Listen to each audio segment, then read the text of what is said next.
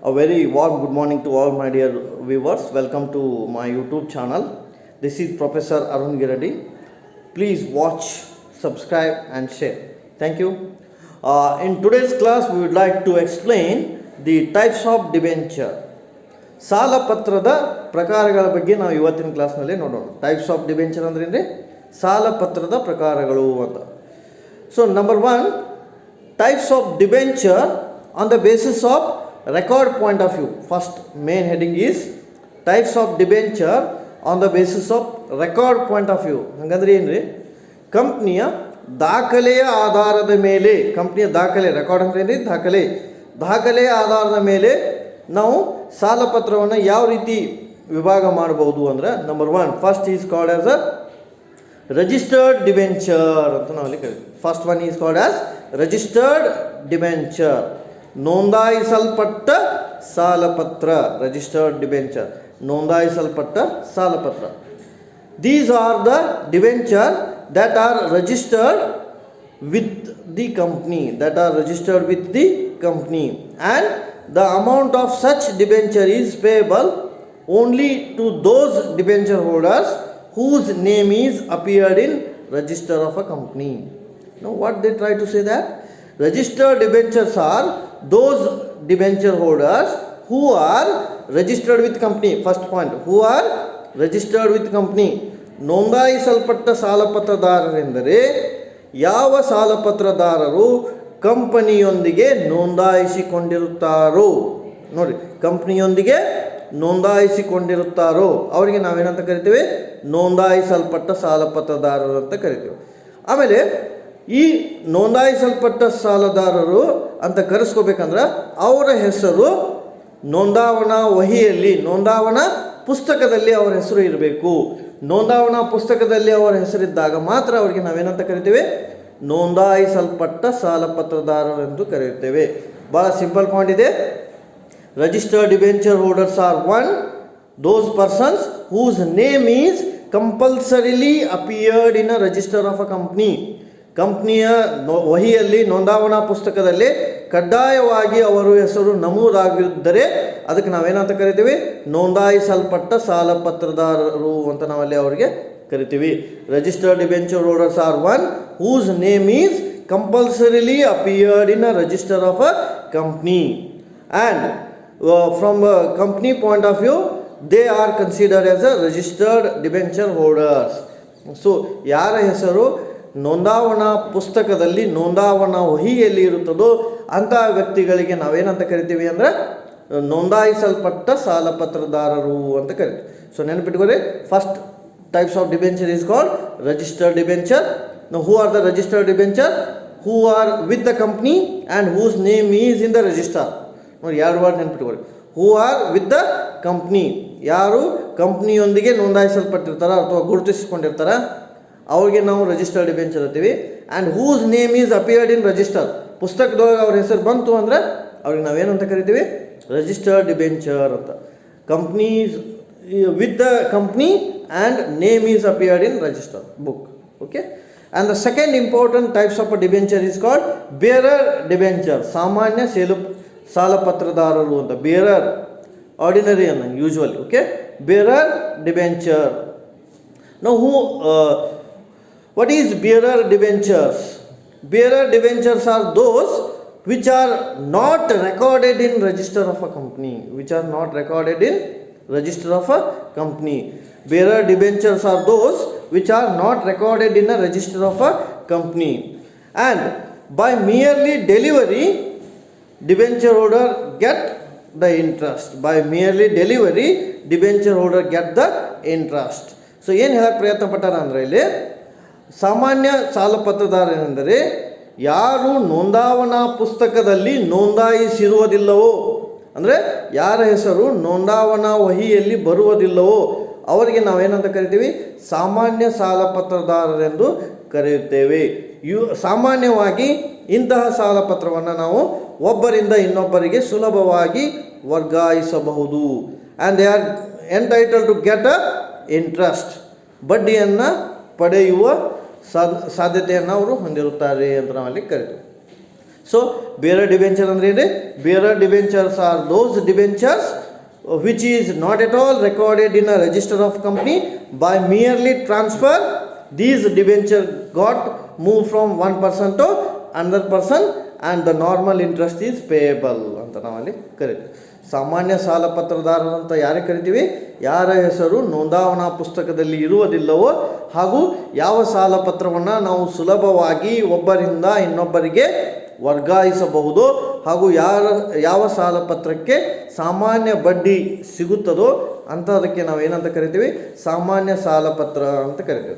So this is all about types of debenture on record point of view. Record ಅಂದ್ರೆ ಏನ್ರಿ? ದಾಖಲೆಯ ಆಧಾರದ ಮೇಲೆ, ದಾಖಲಿಸಿಕೊಳ್ಳುವುದ ಆಧಾರದ ಮೇಲೆ ಎರಡನ್ನು ನಾವು ಡಿವೈಡ್ ಮಾಡಿವಿ. One is called a registered debenture, ಅಂದರ್ one is called as a bearer debenture. ನೋಂದಾಯಿಸಲ್ಪಟ್ಟ ಸಾಲಪತ್ರದಾರರು, ನೋಂದಾಯಿಸದೇ ಇರತಕ್ಕಂಥ ಸಾಲಪತ್ರದಾರರು ಅನ್ಬೋದು, ಅಥವಾ ಸಾಮಾನ್ಯ ಸಾಲಪತ್ರದಾರರು ಅಂತ ಕರಿಬೋದು. ರಿಜಿಸ್ಟರ್ಡ್ ಡಿಬೆಂಚರ್ ಅಂದ್ರೆ ಏನು ಕೀ ಪಾಯಿಂಟ್ ಐತ್ರಿ? Whose name is appeared in register. And what about bearer debenture? Whose name is not appeared in register book. ಯಾರ ಹೆಸರು ನೋಂದಾವಣಾ ಪುಸ್ತಕದಲ್ಲಿ ಬರುತ್ತದೋ ಅವರು ರಿಜಿಸ್ಟರ್ಡ್ ಡಿಬೆಂಚರ್ ಆಗ್ತಾರೆ. ಯಾರ ಹೆಸರು ಬರುವುದಿಲ್ಲವೋ, ಸಾಮಾನ್ಯವಾಗಿರುತ್ತದೋ ಅವರಿಗೆ ನಾವೇನಂತ ಕರಿತೀವಿ? ಸಾಮಾನ್ಯ ಸಾಲಪತ್ರದಾರರೆಂದು ಕರಿತೇವೆ ಅಂತ ನಾವಲ್ಲಿ ಕರಿಬೋದು.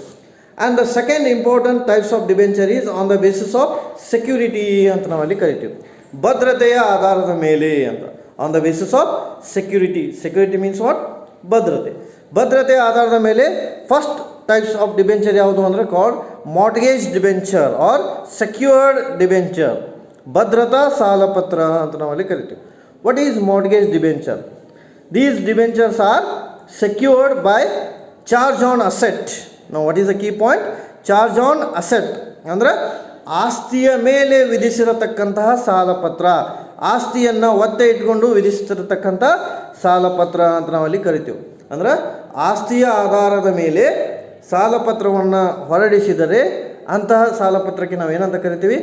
ಭದ್ರತಾ ಸಾಲಪತ್ರ ಅಂತ ನಾವಲ್ಲಿ ಕರಿತೀವಿ. These types of secured debenture holders have a right to recover their principal amount and unpaid amount of interest out of asset mortgaged by the company. Andre what they try to say that after certain period of time these debenture holders have complete right to recover their amount from the company because they are pledging their asset. ಅಂದ್ರೆ ಅವರು ತಮ್ಮ ಆಸ್ತಿಯನ್ನು ಒತ್ತೆ ಇಟ್ಟು ಅಲ್ಲಿ ಹಣವನ್ನು ಪಡ್ಕೊಂಡಿರ್ತಾರೆ. ಸ್ವಲ್ಪ ದಿನಗಳ ನಂತರ ಆ ಡಿಬೆಂಚರ್ಸನ್ನು ಅವರು ವಾಪಸ್ ಪಡಿಬೋದು. ಅಂದರೆ ಅವರ ಹಣವನ್ನು ವಾಪಸ್ ಪಡಿಬೋದು. ಯಾರಿಂದರೆ? ಕಂಪ್ನಿಯಿಂದ. ಯಾಕೆಂದರೆ ಸ್ಥಿರ ಅವಧಿ ಆದ ನಂತರ ಅವರು ಆಸ್ತಿಯ ಮೂಲಕ ತಮ್ಮ ಹಣವನ್ನು ಮರಳಿ ಪಡೆಯುತ್ತಾರೆ. ಮೂಲ ಹಣ ಹಾಗೂ ಬಡ್ಡಿ ಎರಡನ್ನೂ ವಾಪಸ್ ಪಡೆಯುವ ಅಧಿಕಾರವನ್ನು ಅವರು ಹೊಂದಿರುತ್ತಾರೆ. ಸೊ ಇಲ್ಲಿ ಏನು ನೆನ್ಪಿಟ್ಕೋಬೇಕು ಅಂದರೆ ಸೆಕ್ಯೂರ್ಡ್ ಡಿಬೆಂಚರ್ ಅಂದರೆ on the basis of asset pledge the amount is payable or amount is paid to secured debenture holder. Secured debenture holderಗೆ ಆಸ್ತಿಯನ್ನು ಮೂಲವಾಗಿಟ್ಟುಕೊಂಡು ಸಾಲವನ್ನು ಒದಗಿಸಲಾಗಿರುತ್ತದೆ. ಸ್ವಲ್ಪ ಸಮಯದ ನಂತರ ಅವರು ತಮ್ಮ ಸಂಪೂರ್ಣ ಹಣವನ್ನು ಕಂಪನಿಯಿಂದ ವಾಪಸ್ ಪಡೆಯಬಹುದಾಗಿದೆ ಅಂತ ನಾವಲ್ಲಿ ಕರಿತೀವಿ. And the second important types of debenture is called as unsecured debenture. ಭದ್ರತೆ ಇರದ ಸಾಲಪತ್ರದಾರರು ಅಂತ ಕರಿತೀವಿ. Unsecured debenture holder. These debenture holders do not carry any security with regard to principal amount or unpaid interest. These debenture holders called as unsecured debenture or simple debenture ಅಂತ ಕರಿತೀವಿ ನಾವು. ಅಂದ್ರೆ ಏನ್ರಿ? ಯಾವ ಸಾಲಪತ್ರದಾರರು ತಮ್ಮ ಭದ್ರತೆಯಲ್ಲಿ ಯಾವುದೇ ಭರವಸೆಯನ್ನು ಹೊಂದಿರೋದಿಲ್ಲವೋ, ಅಂದ್ರೆ ತಮ್ಮ ಮೂಲ ಹಣ ಹಾಗೂ ಬಡ್ಡಿಯ ಮೇಲೆ ಯಾವುದೇ ಭದ್ರತೆಯನ್ನು ಹೊಂದಿರುವುದಿಲ್ಲವೋ ಅಂಥ ಸಾಲಪತ್ರದಾರರಿಗೆ ನಾವೇನಂತ ಕರಿತೀವಿ? ಭದ್ರತೆ ಇರದ ಸಾಲಪತ್ರದಾರರು ಅಂತ ಕರಿತೀವಿ.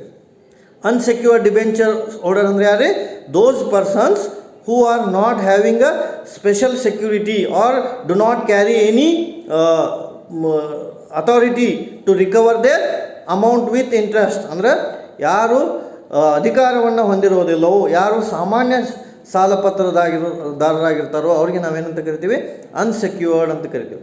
In simple word, secured debenture holder have a right to recover the amount. Unsecured debenture holder are not having right to recover the amount. So ಇಷ್ಟು ನೆನ್ಪಿಟ್ಕೊಳ್ಳೋಕೆ ಪ್ರಯತ್ನ ಪಡ್ರೆ. ಮೊದಲೇದು ಇದರಲ್ಲಿ ಸೆಕ್ಯೂರ್ಡ್ ಡಿಬೆಂಚರ್ ಅಂತ ಕರಿತೀವಿ. ಸೆಕ್ಯೂರ್ಡ್ ಡಿಬೆಂಚರ್ ಅಂದರೆ they are having a authority to recover their amount with interest. And unsecured debenture ಅಂದರೆ they are not having a authority to recover the amount. So this is called as types of debenture on security. So ಇವತ್ತಿನ ಕ್ಲಾಸ್ನಲ್ಲಿ ನಾವು 4 types of debenture ನೋಡಿವಿ. First one is called registered debenture, ನೋಂದಾಯಿಸಲ್ಪಟ್ಟ ಸಾಲಪತ್ರ. And the second one is called bearer debenture, ನೋಂದಾಯಿಸದೇ ಇರತಕ್ಕಂಥ ಸಾಲಪತ್ರ. Number 3 secured debenture, ಭದ್ರತಾ ಸಾಲಪತ್ರ. Number 4 unsecured debenture, ಭದ್ರತೆ ಇರದ ಸಾಲಪತ್ರ. Now what are the key points on in all those 4 types of debenture?